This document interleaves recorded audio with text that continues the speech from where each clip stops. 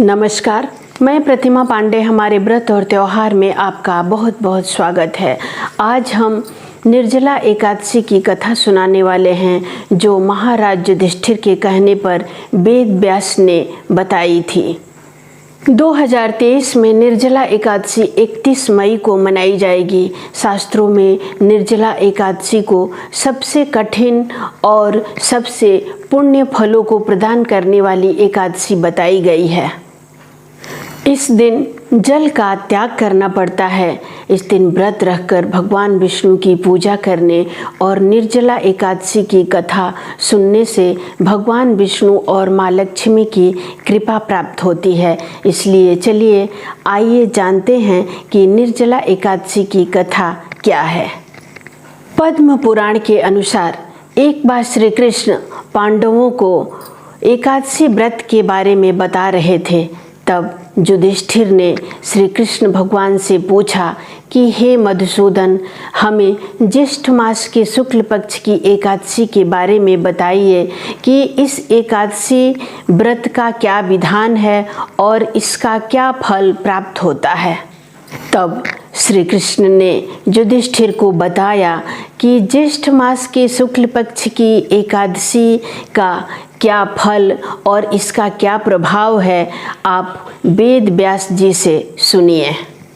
वेद व्यास जी ने कहा कि हे कुंती नंदन, ज्येष्ठ मास के शुक्ल पक्ष की एकादशी को निर्जला एकादशी के नाम से जाना जाता है। इस दिन पानी तक भी ग्रहण नहीं किया जाता। आचमन और मुंह साफ करने के अलावा इस दिन मुंह में पानी तक भी नहीं लिया जाता है, नहीं तो ये व्रत भंग हो जाता है। एकादशी तिथि के सूर्योदय से लेकर द्वादशी तिथि के सूर्योदय तक निर्जला बिना जल ग्रहण किए रहना चाहिए। व्यास जी की बातें सुनकर भीमसेन बोले कि हे पितामह, मेरे सभी भाई, द्रौपदी, ये सभी लोग एकादशी व्रत का पालन करते हैं, लेकिन मेरे पेट में तो वृक नामक अग्नि है जो जलने लगती है और वो तभी शांत होती है जबकि मैं पेट भर के खाना न खाऊं। इसलिए मैं कोई भी व्रत नहीं रख पाता हूँ।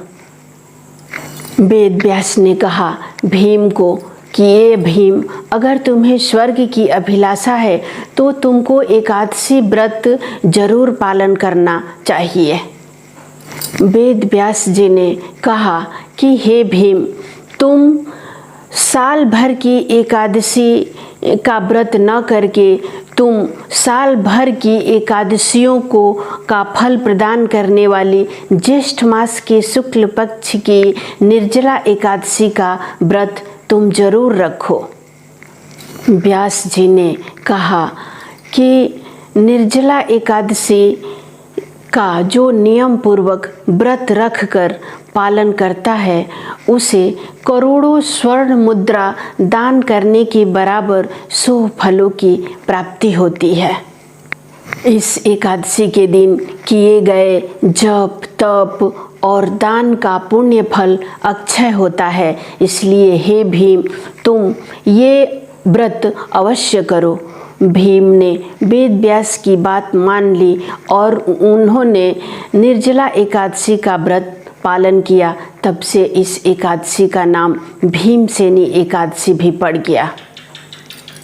इस एकादशी का पुण्य फल अनेक जन्मों तक लाभ देता है।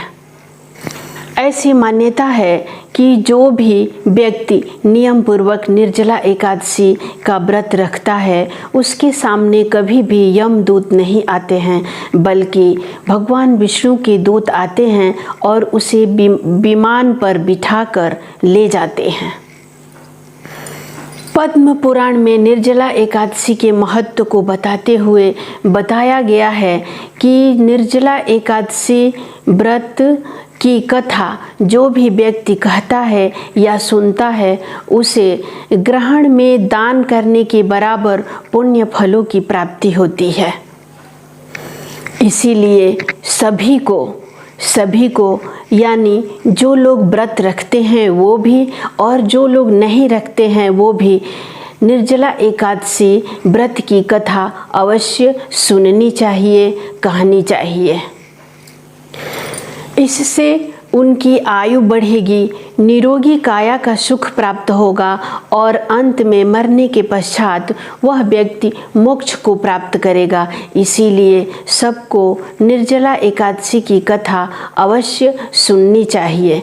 अगले वीडियो में हम फिर एक नई जानकारी के साथ उपस्थित होंगे।